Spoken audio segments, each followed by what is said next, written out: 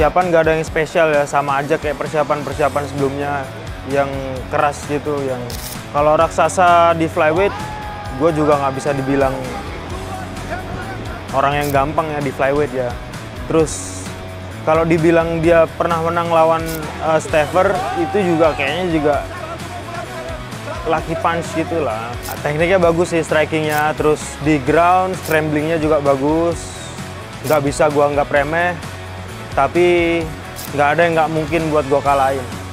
Bakal gua bikin dia kayak pendahulunya, kayak Ardi Lumihi dan teman-teman satu gymnya dia yang lain juga. Gua pernah lawan dia kok.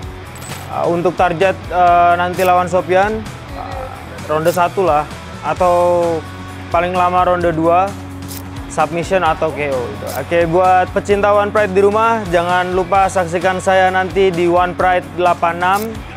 Dukung saya terus sampai saya bisa merebut sabuk juara.